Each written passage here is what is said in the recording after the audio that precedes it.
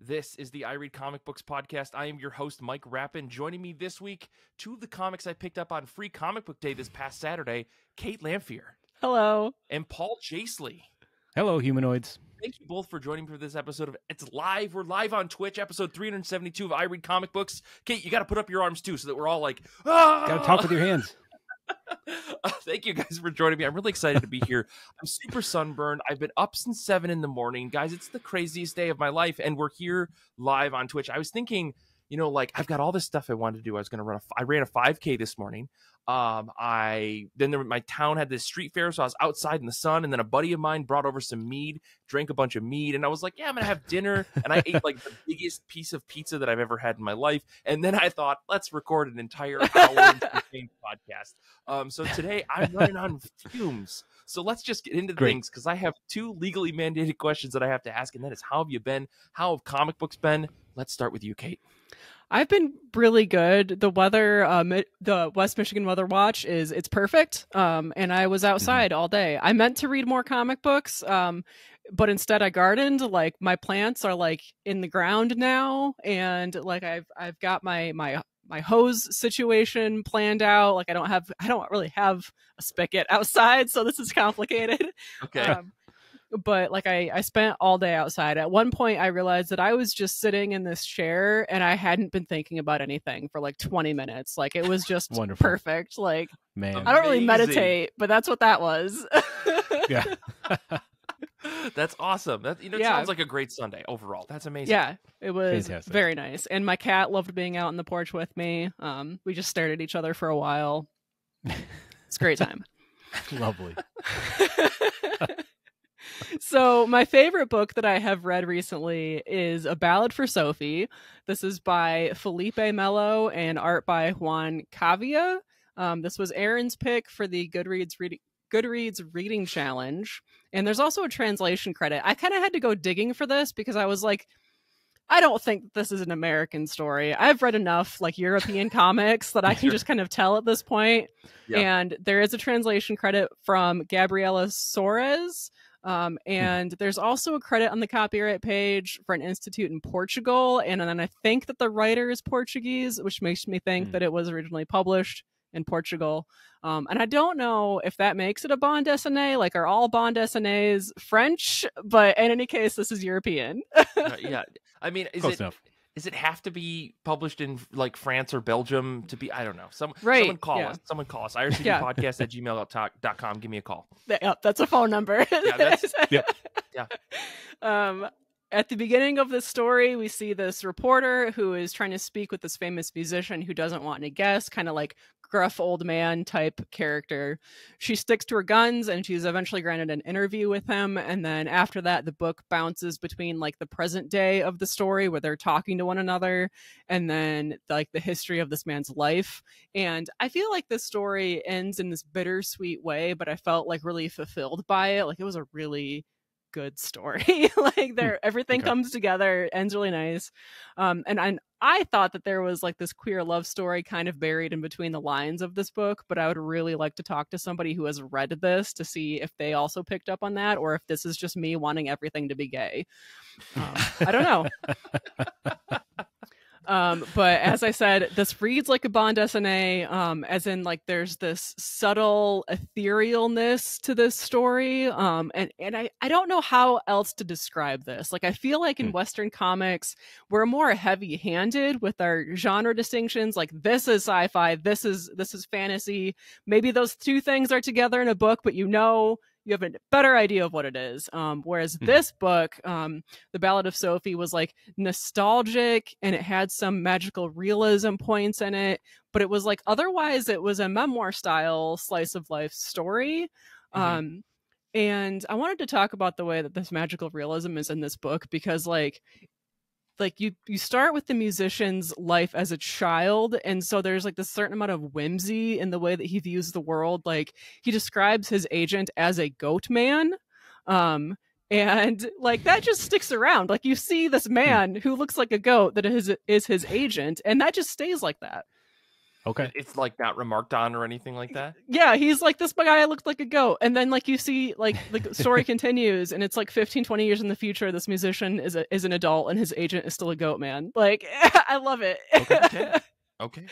And the art style in this book, it really worked for me. There's like a texture in the panels. If you look like kind of close up in the panels, do your little zoom on your tablet, or my tablet in this case, and it makes me think that the art was done like traditionally on paper and then scanned in for like the digital cleanup and lettering and everything. And I thought that it worked really well. Like there was these nice gradients in the art. The color was really vivid. Like I really liked it.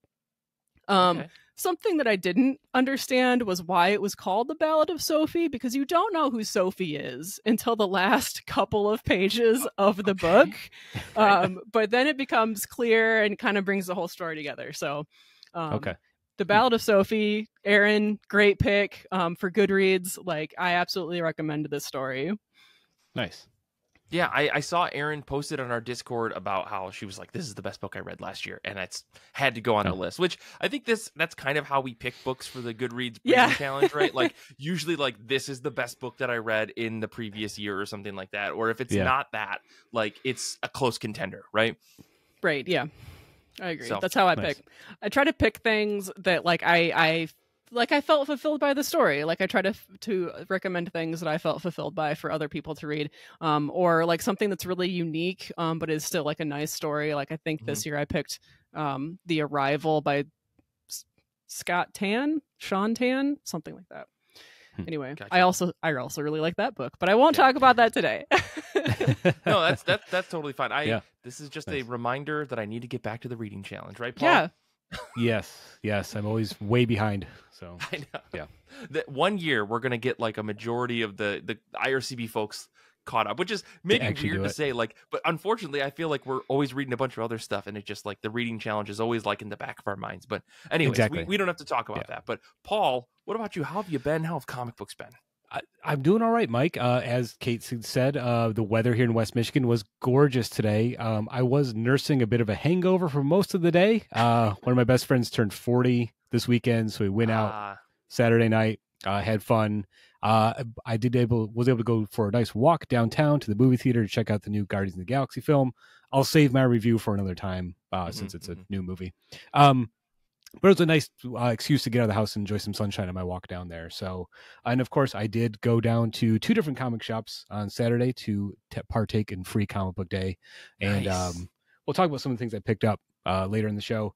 One book I read that I have to talk about, I feel legally mandated and obligated to talk about it, is Batman number 135. Or if you're keeping track with legacy numbering, this is Batman number 900, the 900th issue of Batman's solo title. And you know me, I'm a sucker for Batman. I'm a sucker for oversized anniversary issues. So this is right up my alley. This is also the conclusion of the current Batman story arc written by Chip Zdarsky. Artists here are Mike Hawthorne and Jorge Jimenez, and Michael Janin does a couple fill-in pages. That's a pretty all-star team right there for a book. Inks by Adriano Di Benedetto, colors by Tomo More and Romalo Farhado, and letters by Clayton Coles. That's the name I recognize. Yeah. The letters make everything. So, but this was really good. I have to say, and I know Danny's listening or watching, and I preface this with an apology to Danny.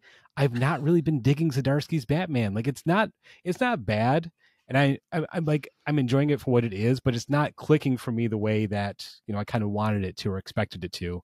Mm-hmm. I feel like Zdarsky's been doing a lot of stuff with the previous story arc with Failsafe and this story arc, the Batman of Gotham, where he's trying to play with the ideas that Morrison introduced in their Batman run, which obviously I've talked at length about on this show and on the Patreon show. But it's almost like Zdarsky's like explains it too much. Like it's too matter of fact. Whereas Morrison is, there's a lot of metaphor, a lot of like references to previous Batman stories. Like it's almost like Zdarsky's playing it too safe with this stuff. Interesting. This current story, the Batman of Gotham, involves Bruce Wayne. After the events of the previous story arc, gets teleported to an alternate reality where Batman doesn't exist. And what I like about that is it's like a Silver Age concept where he shows up on a different reality, and like all of his co-stars and villains are there, But what's kind of nice is like Zdarsky does this twist where it's like the world without Batman is actually darker than like Batman's actual world, like the actual DC universe. And the idea is like always like Batman creates the villains, like he makes Gotham violence, that's why crime rises. And like Zdarsky's basically saying like that's not the case. Like there would be monsters regardless if Batman didn't exist. The problem is there'd be no one to keep those monsters in check. And it's actually kind of a nice take on Batman as a character and a concept. The overall story here is that one of the main villains in this version of Gotham, the Red Mask, is amassing multiversal energy. And don't ask me to explain this is the wacky DC continuity stuff that I don't have the time to unpack. I mean, Paul, do whatever you need to do because Danny left. Danny's gone. He's gone. Said, okay. I gotta go. All right. He left the chat. Like he gave me the Sorry, middle Danny. finger. He's leaving the podcast. It's crazy. Sorry, Danny. No, this character is amassing multiversal energy because they want to open up a portal to the multiverse. To basically, they want to meet the Joker. Like their mission is like they want to become the Joker of this reality. So they're going to basically try to Jokerify themselves by meeting the man himself. And I mean, I guess slight spoiler for this issue. Like what I actually liked is there's a twist where he's able to do that, but in doing so, he actually creates the Joker. It's kind of a cool twist on the Killing Joke. There's a page that's basically a straight up homage to the Killing Joke where that happens. And it's more complex than that. So the conclusion and what kind of makes this work as an anniversary oversized issue 900, is that the Red Mask in opening the multiverse is traversing through different versions of Batman. Batman has to track him down. So Batman gets to run into the Adam West Batman. He runs into the Dark Knight Returns Batman. He's in the animated universe. He runs into the Tim Burton Batman from the 89 movie. And the artists do a great job mimicking those styles. So they're able to kind of like recall those and kind of make it look like those different artists drew those stories. And that's where it becomes like a celebration of Batman as a character. And that's what I want from an anniversary issue. Even though like the story is like the conclusion to the story arc, Zdarsky's able to fit in the stuff you want from an oversized anniversary comic. And I really love the fact that the Adam West version of the character is kind of the key because he gives Bruce his utility belt. And that's what kind of, thanks to the mumbo jumbo comic book explanation, draws him back to his rightful like universe. Gotcha. There's a great moment where Adam West basically says, Batman needs a utility belt. Batman needs a utility belt to fight darkness, friend. And he hands it over. And of course, there's a straight up reference to the bat shark repellent from the movie. So that's the stuff I want. That's the stuff I like. That worked for me. I do think, like I said earlier, I think Zdarsky's run has kind of been a mixed bag for me so far. This feels like the most kind of love letter to the Morrisonian Batman take, where Morrison introduces kind of like more multiversal elements to DC. Mm-hmm. And the final page is like this big multiverse of different Batman. And that feels very Morrisonian to me. So yeah, Batman number 135 or 900, if you're keeping score. It actually worked for me as a nice sort of conclusion to the story, and I am generally excited to see where Zdarsky goes next. So there you go. Gotcha. Hey, so this isn't like the end of Zdarsky's run. He just I don't think so. Right, the 900th issue then. I think so. And like I think the major issue I had with this current story arc is like it felt like it's being dragged out. Like not much was happening. And I realized they were dragging it out so it could end with issue 900. You know what I mean? When you can see the parts like that, it kind of takes me out of the story. But just do a fill-in issue. Just do like a one-off and just be like, we're putting the story on pause. I feel like that was more commonplace like a decade ago in comics where there'd be like, we got to get to this issue marker, but we're just going to throw off this in the middle of this arc right now. We're going to do this like one-off thing. But you know, we'll make sure that it gets to the heads of DC, and they'll definitely take that into consideration. Run up a fight ball. Jim Lee, I've got a suggestion for you. Yes, Mr. Lee, please. You get a Christmas special in the beginning of May. Yeah, anyways. For me, really quick, as I said, I'm kind of pooped. I've been all over the place today, and it's been an interesting ride. I have blisters on my feet. I took my socks off earlier, and blisters on my feet. Wore terrible shoes when I walked a 5K. Let's be honest, I did not run the 5K. I walked a 5K, but I got sub 1 hour in the 5K. So you know what? I feel pretty proud of myself for that. My feet are killing me. I've taken like 3 showers today because the heat in New Jersey is not high, but it is enough that I feel gross. So I've been all over the place, but I did manage to read some comics. Last week, my pick of the week my top of my pile was Peacemaker Tries Hard, #1. This is by Kyle Stark, Steve Pugh. If you didn't get a chance to read it, I'm going to say this. Spoiler-free review. Ultimately, it's really fun if you like the Peacemaker show. If you like James Gunn doing gross James Gunn stupidity, you're going to love this comic. If you found that to be crude, this comic is not going to work for you. You're going to find it to be crude. You're going to find it to kind of be over the top. I mean, there's dick jokes and shithead jokes and just everything that kind of made, in my opinion, like the Peacemaker show, like way, way, way tongue-in-cheek in comic form. And I think Kyle Starks is able to nail that tone and add his own little flavor of things, right? Because it's Peacemaker trying to save a dog. Like, that's the whole premise of the book. Okay. So it's fun, but again, it's very crude. It's like this is like a rated mature for people. Like, there's F words and dick words and all sorts of other stuff.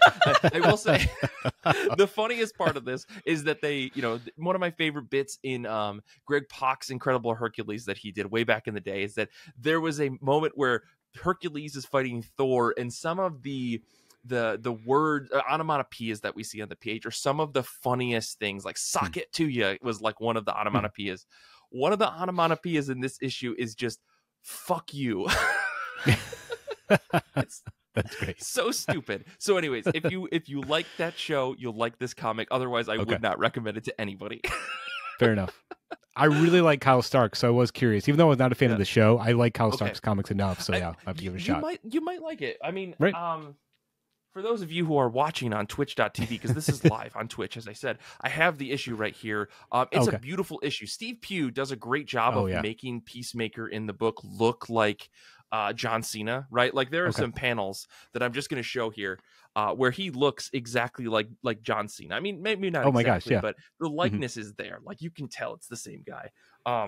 And it's nice. Pretty fun. But again, they're kind of rehashing some stuff from the previous, or from the TV show, in terms of like theme and just like, we got to talk about his dad being a shithead and all this stuff. But I found it to be funny ultimately. Okay.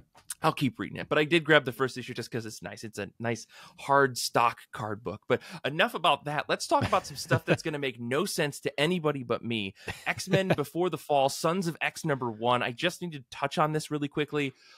This is written by Simon Spurrier, art by Phil Noto. For like a one-shot, we got Noto, guys. Letter by Clayton Coles. All I can really say is that if I tried to even describe what went on in this book, it would be a slurry of words only made decipherable by monks in a hidden sect deep down in the Alps in Europe. Honestly, there's so much that happens in this one like 46-page issue. It's a one-shot. It falls out of, or it comes from the fall of, or the end of Sins of Sinister, which if you've been following along at home on this show, or maybe you've been at a comic book shop, you've maybe seen these Sins of Sinister thing. It's this like really short 3-month event that Marvel did with the X-Men. Kieran Gillen, Al Ewing, Cy Spurrier kind of said, what if the X-Men and then plus 10 years, plus 100 years, plus 1,000 years in this weird thing? Have you guys heard of a Moria engine? Do you know what that is?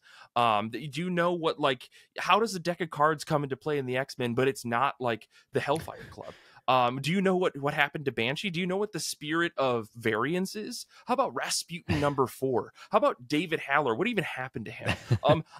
This is just the tip of the iceberg is what's going on in this, and all of that stuff is summed up in this one issue. This issue took place before Immortal X-Men, which #11, which I also read, and I'm shaking in my boots for like the second shoe to drop with this Mother Righteous character. Again, people at home know what I'm talking about. I'm sorry, Kait and Paul, but just go with me here. I don't know. There's so much fallout from this book. I like need to test the issue with a Geiger counter because like it's nonstop radioactive. Come on, I came up with that right before we started recording. That's good. Yeah, it's a wild book, and there's 2 more one-shots coming out like this that are the beginning of the fall of the X-Men. Right? We've had this Hickman era of Krakoa. Supposedly it's coming to an end, but it's so strange because everything that this issue said to me and what Immortal X-Men #11 said to me is that it's not over. It's just that things are shifting, but rather than a gradual shift, it seems like we're going to take like a hard 95-degree angle turn going 150 miles an hour down the highway. So I'm really excited, and I don't know. There's so much. I just like, I mentioned this to a guy at the comic book shop on Saturday, and I said, did you read Fall of X-Men? And he said, God, Mike, if it wasn't so busy, I would have to go for a walk with you. There's so much to talk about. And I was like, I will see you in 2 weeks, my friend. Nice. So yeah, a lot of crazy stuff. All I'm saying is I think this is going to be a candidate for the next Mike's X-Men Blind Box series that we do on Patreon. I'm just going to drop you guys in the middle of the end of an event. It's going to be so fun. That's perfect. Anyways, So was this just published then? This just came out this past week, if I'm not mistaken. I had to read it immediately because I just got caught up on the Sins of Sinister stuff, and that wrapped up 1,000 years into this alternate future. I mean, Galactus was also like a ghostwriter, right? Like that was a point in the story. It's crazy. It's super cool. Again, it's playing with this what if thing, but it became part of it. There's so much to talk about, but we don't have to talk about X-Men all night. Instead, Kait, tell us about the other book that you read. Okay. Lest my head explode like David Haller's mind in outside of Krakoa. So go ahead. So I picked up a book called Grand Theft Horse from the library. And this was written by G. Neary, who had a couple of different writing credits. Like they're not a small name, but I had never heard of them. Sorry. The art is by Corbin Wilkin, and then the story is about Gail Rufu, but like she wasn't credited on the cover, which felt kind of weird, but like this is her story. I picked this up because I'm doing another reading challenge on Goodreads called Around the Year in 52 Books. Wow. Hey, you better finish our reading challenge before you finish that reading challenge. That's all I'm saying. I've been selecting a different reading challenge for the last couple of years to like try to figure out what it is that I'm reading next in terms of like mostly prose books, like just regular novels, because I have such a large to read list and I read books mostly while I'm working, and I just need to like quickly pick a book, and having the prompts helps me with that. I like pick an audiobook, listen to it while I'm working. Yeah. Okay. So I needed a Western for this year. Like one of these prompts was a Western. And so I was at the library and I was like, oh my gosh, I really don't want to listen to a Western while I'm working. Like that's not going to be inspiring. This is not a genre that I've really ever gotten into. So I found this comic book, Grand Theft Horse. And I was like, this is about horses. So it's a Western, right? Not historical or anything, not about cowboys, but it's a Western. A horse. I don't know if has horse means that it's a Western. It's going to be for my reading challenge. Okay. What is this book? Okay, so this is a nonfiction story. Memoir about the only case of the crime of Grand Theft Horse since the 1800s. So this follows Gail Rufu, who is a horse whisperer style horse trainer. I think in the 70s and 80s, she co-buys a horse called Urgent Envoy with a small group of people, like 4 or 5 guys. And so she owns like 20% of this horse. And she ends up like this kind of backfires on her because she's training this horse, but these guys want her to run the horse so that they make money off of their investment like way too early. Like I don't know a lot about horses or about horse racing, but I know that it takes at least a year to train a horse to race. And like they were like 4 months in and they were like, race this horse. That sounds right. And of course, the horse gets injured, and Gail knows that if the horse is injured and they force it to race, which they want to do, it's going to get more injured. They're going to have to put it out of its misery because that's what happens when a horse is too damaged to race. Because anyway, so she takes this horse in the middle of the night on Christmas. Hell yeah, dude. And the rest of the story, like that happens immediately. Those are the first couple of pages of this book. And the rest of the story is about Gail hiding this horse in like Northern California from the other owners and like defending her right to have this horse in her possession because she's part owner. She like has to defend herself to the owners, to the courts, to like this like racing circuit committee of people. And she's trying to work as a horse trainer, and like they're trying to get her like not to be able to work, and then like she's dealing with all these theft allegations. Sure. And I want to say that I wasn't originally going to talk about this on the show because like the first like third of the book I was like, it was kind of boring. Like all of this action happened. She steals a horse in the middle of the night on Christmas, and I'm like, I don't know what this book is going to be about. This sounds like a legal drama or something after a certain point. And I'm not saying that it's not that. There's a lot of like, I went to court and this happened. But man, like Gail's story really won me over. Like, she never gives in. There's points where they like try to get her like deals, like you can work as long as this horse races, or like whatever. Like, she tries to do things the right way, but they're, I mean, these are the antagonists of the book that she's working that are trying to get her in trouble and everything. So I just really enjoyed this book. And it turns out that I Googled her name. Like, I just wanted to see what this woman looked like and like compare the art and everything. And she was actually interviewed about this, like her story and her book on NPR. So there's like a 9-minute interview available on their website. Oh, nice. So that's Grand Theft Horse. And I didn't even mention that they used one color art that wasn't black. So like, imagine a black and white book, but the ink is like brown.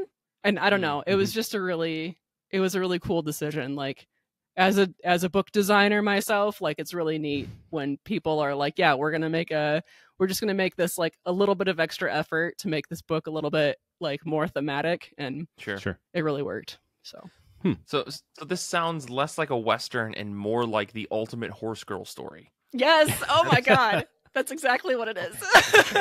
Yep. Well, you know, either way, I was looking at the cover for this. It looks pretty. Looks like a pretty little book. So, yeah. You know, I'm glad you. So, did you check the box for this on your reading challenge then, Kate? I'm guessing that. Yes. Okay. It takes place in California, and there are horses, so therefore it's a Western. Okay.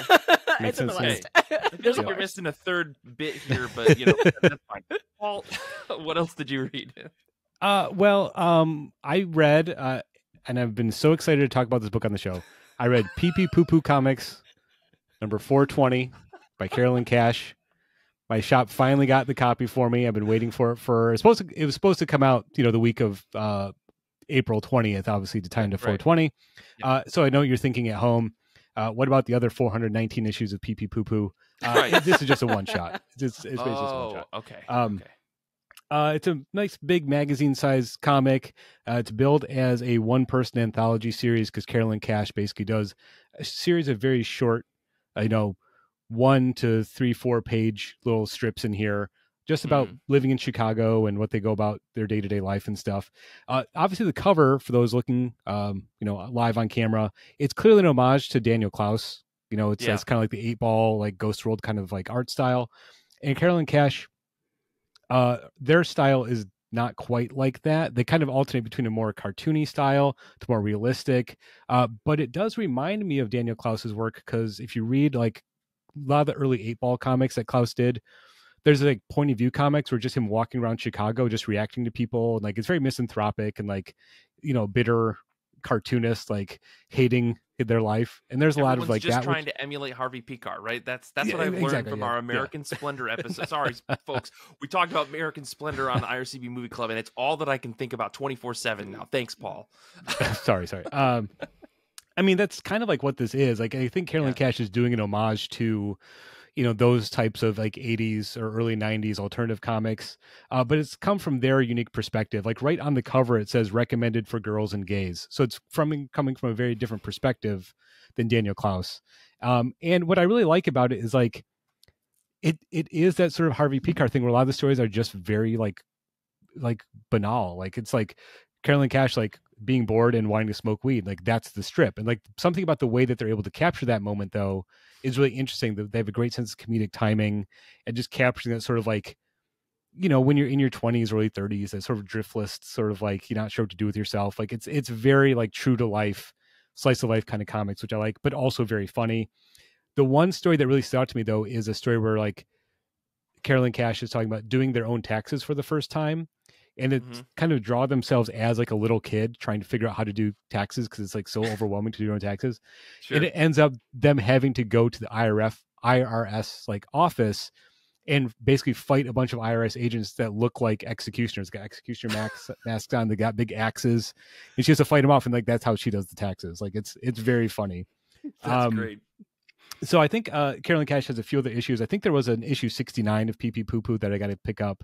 But I'm glad I finally got my copy. It's really fun. It feels unique. And I think, Cash is someone, an artist that doing something unique has a very distinct voice that's, different from the mainstream, out of the mainstream. So I'm glad to finally get my copy of Pee Poo Poo Comics number 420.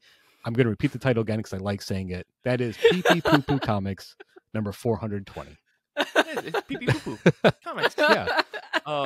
That's the only way that I can say it is I have to go tenor voice on it. Pee Poo Poo. Sure. For me, I'll talk about one more book before we move on to the top of our pile. I read Starsigns #1. This is by Saladin Ahmed. Pencils and inks by Megan Levins. Colors by Kelly Fitzpatrick. Letters by Sean Lee. My overall review of this was really cool. And I don't know how else to describe it because it's like it's a superhero book, but it's Saladin Ahmed doing a superhero book. So it doesn't feel like Radiant Black. That's like it's like the only way I can describe it. And don't get me wrong, the Kyle Higgins stuff is good. I read the first chunk of that, like the massive versus a thing. But I think like the quick synopsis of this book being like, after a strange incident where the stars for all astrological signs in Earth's sky suddenly disappear, some individuals find that they now have powers. And it's kind of a fun idea, right? All these people get these astrological based powers. And I feel like there are Tumblr people out there whose ears are burning at the idea of this comic. But there's something about the buildup of in the characters that we meet in this issue that really clicked. Like, we've got a researcher, we've got this average girl in the city, and then like whammo, like this book is overwhelmingly going from slice of life to like with a weird hook to superhero comics, but not in like the capes and cowls, but in like I don't know how to handle this. Clearly other people have gotten these powers and they have a better handle on this than I do, which is we're following this one main girl character. And I think that like Ahmed is onto something that could be long lived without like beating you over the head with superhero stuff. There's a very human side to the characters that we get in this book that to me feels slightly different than like your Invincibles or your Radiant Blacks, where clearly the super heroics come first, I think, in the storytelling. And I know I'm going to get haters out here. Like Danny is already typing in the chat about Radiant Black. And if you think about that book, it's very much not about the super heroics to start, but like, I feel like Kyle Higgins, he like built all of that up in order to justify all of the later big superhero shit that book basically becomes. But anyways, I like this. I feel like it could rival Radiant Black. It's like a different flavor of superhero comic. But I doubt that like Ahmed is going to do something as big as Radiant Black and stuff. And I don't mean to keep comparing it, but like it's published by Image. Like they're both there, like it's clearly there. But yeah, this is really cool. I really got hooked on this first issue, and Megan Levins' art is incredible. Like Kelly Fitzpatrick, if you've seen her work before, she's an incredible colorist. Like this is an all-star team. And I liked the different take on superheroes that this book brought up. Like there's definitely a spirituality to these heroes versus just like we're superheroes with capes and cowls, which other superhero books tend to fall into. So if you're looking for like a different superhero book, this one I think nails it. Nice. Yeah. But yeah, let's move on to the top of our pile. Let's talk about books that we are just excited to read, whether they're new or old or something that we're just trying to get off of our shelf. And so I'm going to kick things back to you, Kait. What is on the top of your pile? Yeah, I finally requested Factory Summers from the library. I think I've had this on my to-read list for like 3 years, so this is not a new book. This is by Guy Delisle, and it's a drawn and quarterly book, which makes me think that maybe Paul might have suggested this a while back. No, I can't remember. I have not read that. I think we talked about another book by this same creator at some point. But anyways. Okay. Yeah, it does sound... This guy's Guy Delisle. His name does sound familiar, so you could be right. This interior is two-color yellow and gray, which I think might also be true of Ducks by Kate Beaton. And I also have that to read on my to-read shelf, so I've got like this like color theme going on here. And it seems like a memoir style story about a young man working in a factory over the summer, thus Factory Summers. And the description makes it sound like this kind of repetitive work almost results in like hallucinations or like the questioning of reality, some kind of like middle space in reality. And it just kind of makes me think, oh, it's going to be nostalgic. Oh, there might be some magical realism, which are ingredients in stories that I love, such as A Ballad for Sophie that I mentioned 20 minutes ago. So there's a theme going on here in my reading. Nice. Also yellows, like A Ballad for Sophie had a lot of yellows. This has the yellow color scheme, like something spring, maybe spring, May, that might be yellows. Maybe there's something there. I know it's fun. Whenever I go to the library, I see the books by Delisle on the shelf, and I never grab one. So I don't think I've ever actually read anything by them. So you have to let me know what you think of this one. So maybe I'll check this one out. I think definitely. At one point I bought a copy of Hostage, which is another book that they did for Nick. Okay. And I asked Nick multiple times, hey, did you get a chance to read that book? I thought you'd like it. He's like, I keep looking at it and thinking I don't have the emotional availability for this book. Because I think it's a heavy book, right? Delisle, I looked them up while you were talking, Kate. They did a book that was big for them in 2005 was called Pyongyang, and I think it's about life inside North Korea. Yeah, and they've done a lot of books that are very like. They did a book called Jerusalem. I think there are a lot of like politically oriented or are documenting some of the more edgier political things that are happening around the world. As a French creator, which is really cool. But I've heard that name before and I couldn't place it. And now it's that book that I don't think Nick has read, unfortunately. Okay, well that just makes me more excited to read this. That the same person wrote Pyongyang, because that's also on my to read list. There you go. Been on mine for the last 10 years. Easily. Yeah, sure. Cool. Well, Paul, what about you? What's on the top of your pile? Well, somewhat fittingly, the book on top of my pile is a book I picked up on a whim on Free Comic Book Day. I went down to one of the shops here in Grand Rapids, and they had a bunch of like books that they're selling for discounted prices. And I flipped through, and this one caught my eye. It is called "The Sky Is Blue with a Single Cloud." It is by Kinoku Tsurita, and this is a drawn and quarterly book that collects comics by Tsurita, who was the first female manga artist to write for the famed alternative manga magazine Garu. And this is all new to me. Like I was not familiar with this artist. I was not familiar with there being alternative manga magazines in the late 60s and 70s.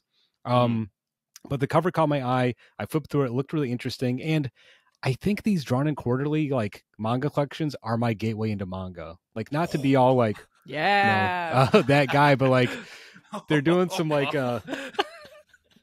the stuff they're republishing is like kind of like more my alley than maybe what I think manga is. And that's my bias for assuming all manga is kind of the same. So I can admit that.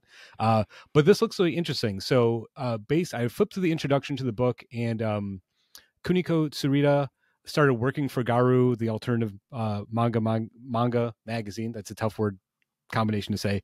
Totally. Back in 1965 when they were just 18 years old.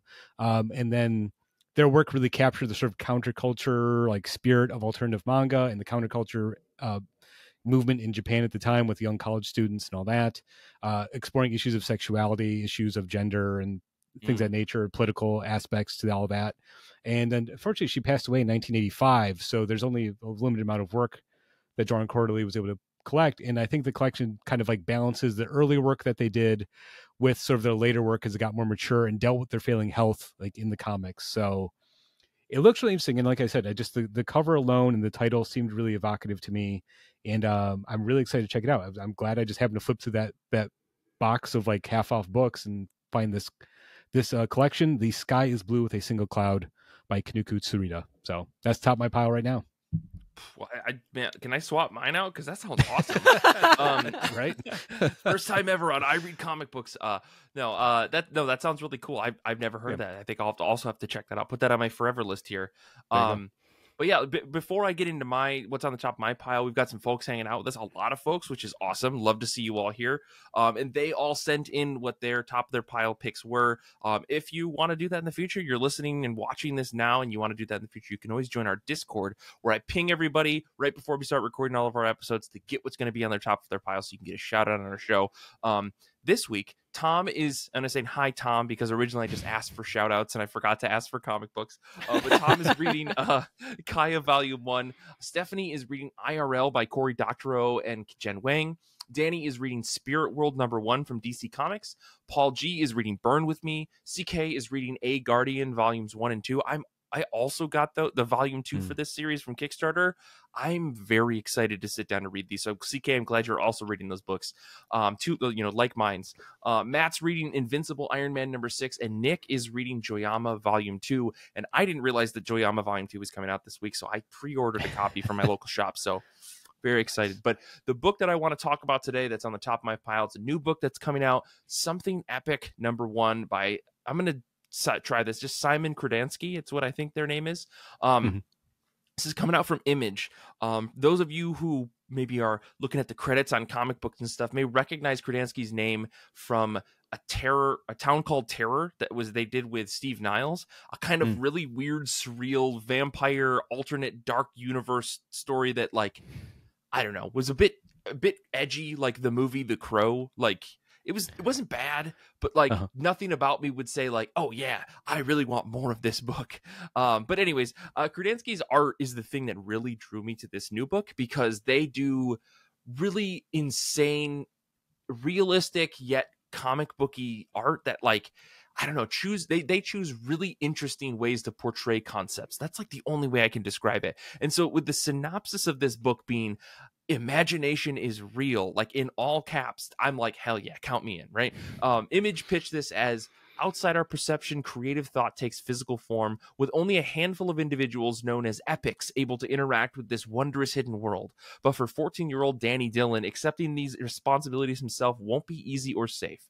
Lose yourself in a world of endless fantasy and creativity where superheroes, monsters, magical creatures, and cartoon characters live and breathe alongside us, which, like, I don't know if you can trust Image solicits anymore, because that sounds like everything and all things, compressed into one comic book. That being said, Krasinski, I'm very excited to see what they take from that. The preview that we have on the internet through various publication sites show a pretty, like, I'm going to say bleak preview as to what this book should look like. So I'm curious to know how the story pivots. It seems to like talk about how things of miraculous nature only exist in our minds, but what if the person who's telling a story through this comic book is not telling a story from their mind, but documenting a real world that they live in? I kind of like that. I'm excited to see where it goes. And yeah, I don't know, I'm willing to give it a shot, at least the first issue. So I don't know. I wrote this other bit in here. Sorry, I'm all bits this week. Krasinski is an incredible illustrator, and the previews for this book ask you to go into a world of pure imagination. And I'm willing to give it a shot. So, Xander, put the song in. Put the Willy Wonka song in if you can.